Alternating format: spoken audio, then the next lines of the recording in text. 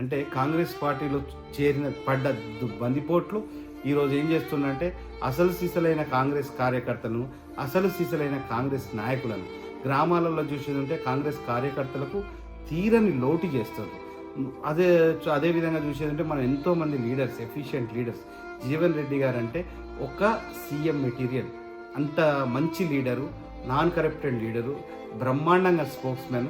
అలాంటి లీడర్ని ఇలా చూడండి ఎంత వంచనకు గురి చేస్తున్నారో, అలాంటి లీడర్ని ఎంత సఫర్ చేస్తున్నారో చూడండి. ఎమ్మెల్యేగా, ఎంపీగా, ఎమ్మెల్సీగా వారు ఎన్నో సేవలు చేసిన వ్యక్తిని, ఎన్నో ఉన్నత పదవిలో ఉండాల్సిన వ్యక్తిని తన ప్రభుత్వం వచ్చిన తర్వాత ఎంత సఫర్ అవుతున్నారో చూస్తున్నాం. మన లోకల్లో కూడా మనం చాలాసార్లు చూస్తున్నాం.